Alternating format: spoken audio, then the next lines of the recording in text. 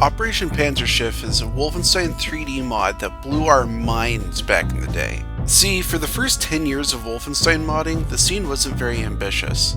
Most mods were simple map sets, and if you're lucky, somebody would put in the time required to change a couple wall textures, ceiling colors, or even put in a new title card. I need you to understand this.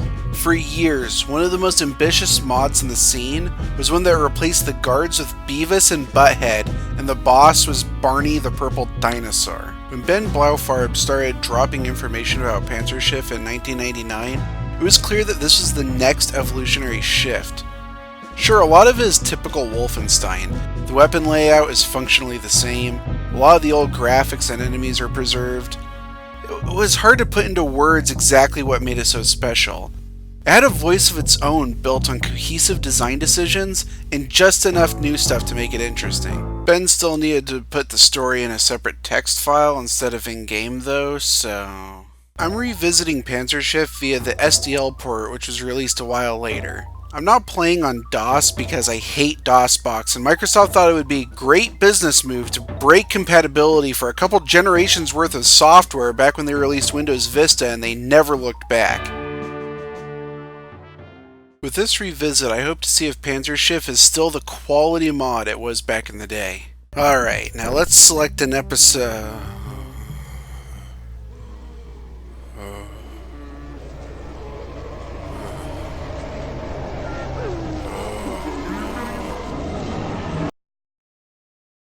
First up, we're tackling Episode 1, Operation Panzerschiff. I'm playing on the medium difficulty because I'm not a bad enough dude to play Wolfenstein's version of Nightmare difficulty. Don't give me any crap about that either. What's the point of even trying to find medkits in a difficulty where a single guard is in full Death Wish mode and will slaughter you in a single shot? The first level starts simply enough. You're at the entrance of some castle with a desert horizon behind you. If I understand the story correctly, we're here because the Germans are working on some special weapons, so you've been sent to fight the Japanese in Africa. Now that checks out. If Google Translate is to be trusted, Panzerschiff just means armored ship. If that's what we're here to intercept, then I would imagine we'd be in a more maritime environment, like in Return to Danger. But frankly, if I had to choose between being in Africa and playing more Return to Danger, I'd buy my ticket to Africa right now. At one point in recording, I got distracted immediately after starting the game, and a guard's patrol path ended up putting him right in front of me, so that's fun. First level does a pretty decent job of introducing the 3 level layout styles mostly employed throughout the mod. Large open spaces, blocky connected rooms,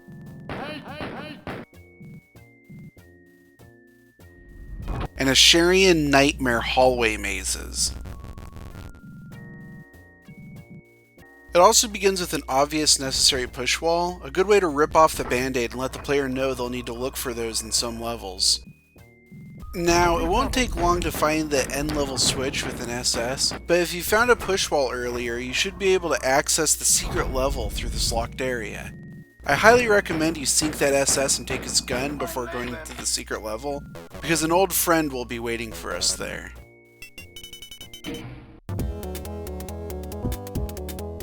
I can't tell if the first secret level is supposed to be a reference to something, but it seems to have walls from Quake or something, and oh god, no.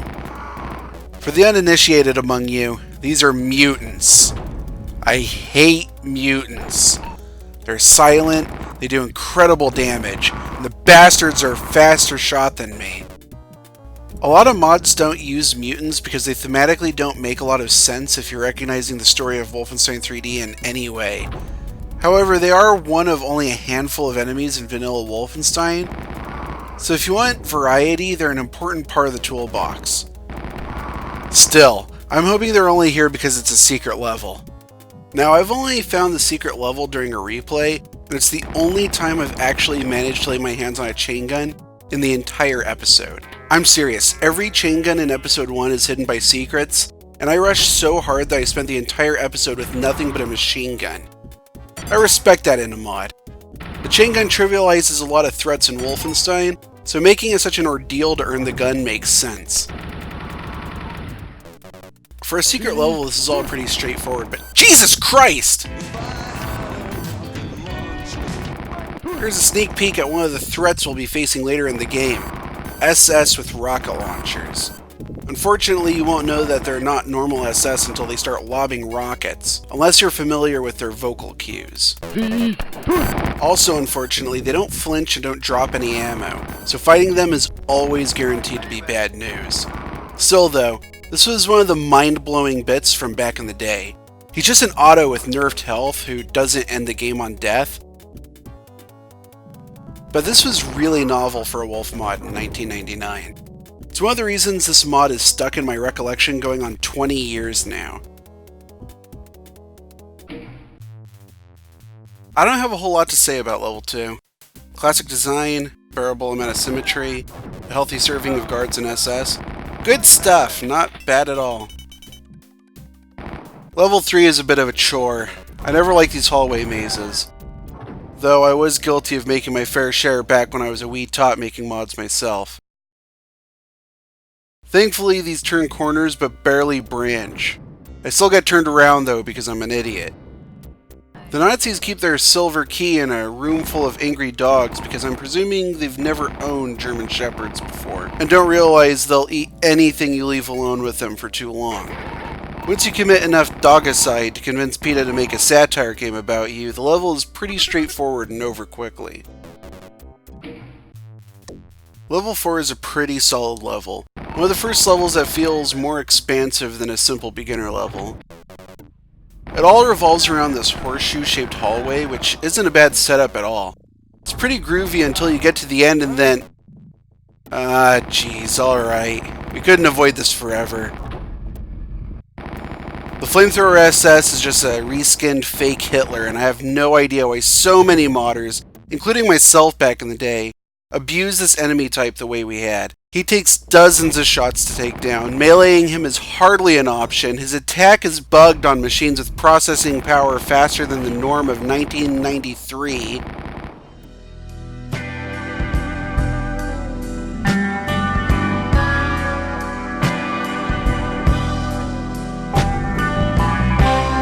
And he drops no ammo, making each encounter a drain on the player's supplies, which need to be accounted for in some way by the mapper. Thankfully there's only one here, so it isn't a big deal. I'm sure there won't be any instances of these guys used too much in the future. Level 5 is whatever. The first part is a bit of a pain in the ass. Whenever they do these accordion hallways with enemies in the walls, it's kind of just annoying.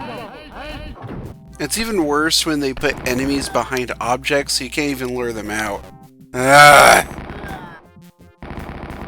There's a big open bit with a bunch of guards, which is a lot of fun. Moments like this are where I think the mod shines a lot. Level 6 starts with a dick move by having an SS walk right on over to you. It's all pretty groovy for a bit. There's a chain gun behind columns that I would have found if I weren't too lazy to look for push walls. It isn't even all that well hidden, it's right here.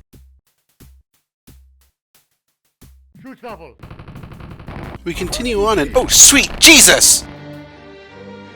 This here is a chain gun toting mini-boss called the Uber Guard.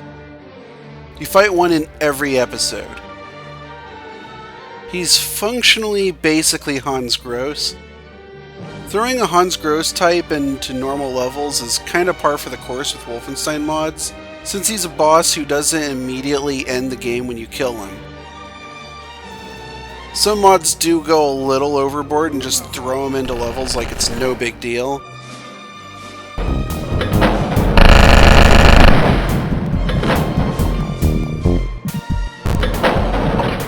Guten Tag.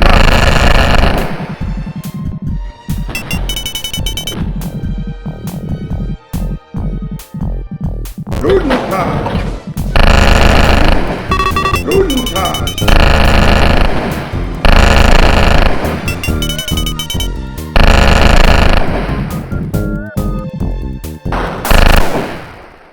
Panzerschiff approaches Hans respectfully, though, and telegraphs the fact that you're about to fight a brick shithouse every time. You always enter the fight appropriately stocked with ammo and confront the Uber guard in what is very clearly a mini-boss arena.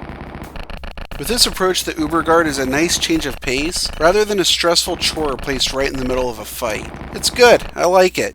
I managed to kill the Uber guard without taking any damage, either because I'm a skilled warrior or because I forgot I had God mode on to capture some unrelated footage earlier.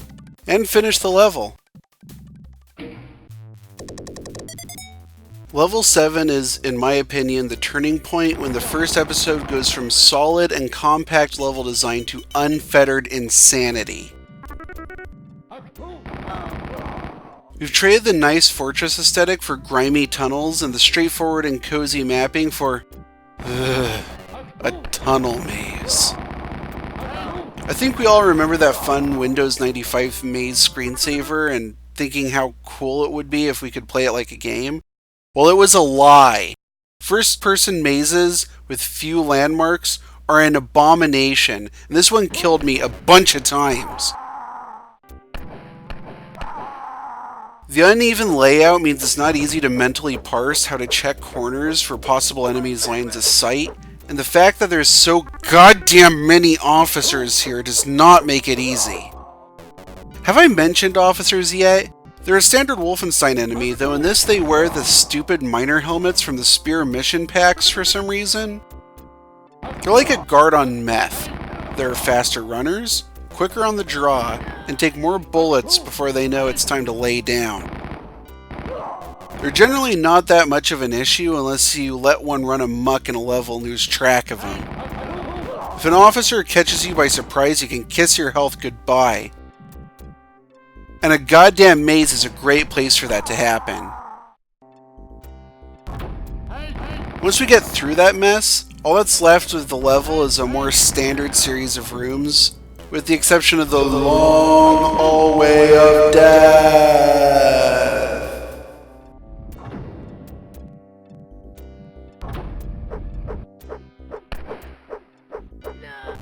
Until level 8.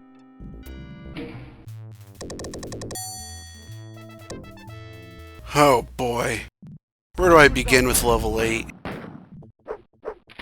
To give an idea of how fed up I became with level 8, in the original recording I decided to skip it after several tries and finish the episode. I didn't go back to play through it until after I recorded the footage for episode 2. It's incredibly rough. First of all, there's a secret toward the beginning of the level that I couldn't imagine beating this level without. It's full of enemies, but also has some necessary resources and lets you get the jump on one of the two SS's, who are hiding behind pillars and make a really deadly kill zone if you approach it head on. There's a secret at the beginning of the level that I didn't find until I was reviewing the maps of the levels and writing the script that would have given me a chain gun. A little too late, but thanks. This giant cross-shaped room has you fight one of those flamethrower guys. If you're short on ammo, this is a really tight spot. There, we're in a tight spot. In the center is that kill zone I told you about, but if you took the secret like I did, you only have to deal with one SS and a guard. There's also a couple of flamethrower guys behind pillars, but you can take care of them later. They can't shoot through the pillars anyway. You head down to these double doors next to a couple clips, the first raw ammo the level has given you, and not even enough to take down one flamethrower enemy. Well, get ready to make it last, because in the next area there's not one, not two, but 3 flamethrower guys. Damn, we're in a tight spot. Again, these bastards take a heaping spoonful of lead to knock down. Don't flinch, and don't give you anything for taking them out. You're gonna be fucking scrounging for ammo. Even fighting and killing guards for the pittance of ammo they give, like some kind of ammo-sucking ghoul. I even had to kill one of these bastards with a knife. At least the glitch that slows down their fire makes things a little easier.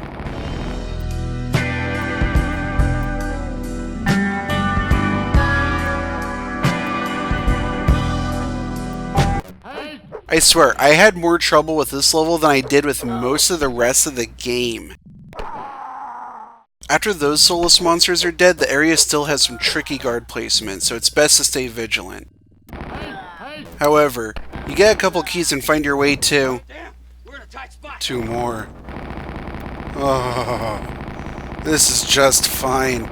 Just great. Not to mention that if you didn't kill the flamers behind the columns in the kill zone from earlier, you have to go through a 3rd one here. Now it's on our way to the exit. And it's gonna be... oh no. That makes for a total of 9 flamethrower guys.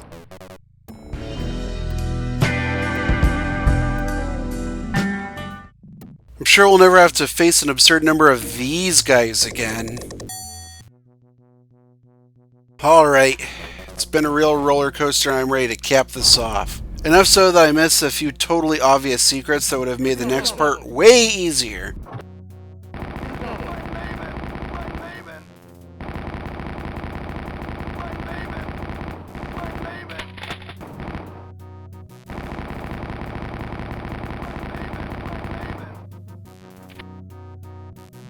The boss is a Japanese fellow with a gray man bun that I think is supposed to be a top knot, but I honestly can't tell.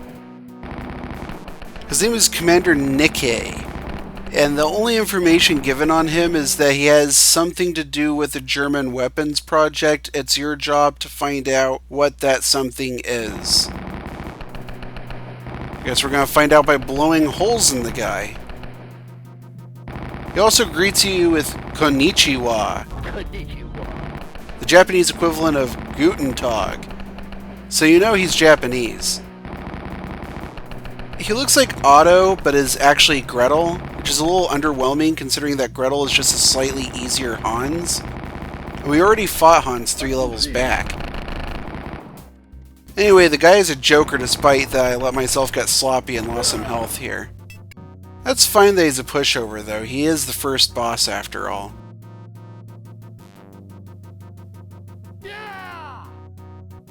You run out and... default end text. Kind of a kick in the teeth after all that, but I get it. Ben didn't have the tools to edit end text yet, that's fine. Anyway, that's the end of the episode, and... you know what, can I bring something up? Do you see this? BJ is dressed like a goddamn soldier. That's what he is after all. I always thought it was really weird that BJ stormed Castle Erlangen in episode 5 dressed like a POW, despite having never been imprisoned at Castle Wolfenstein yet. You could say it's because they already had the running sprite from episode 1 and everything, but why is he dressed like a POW while grabbing the Spear of Destiny before any of that? I would have expected better from the group of immaculate professionals working at Ed.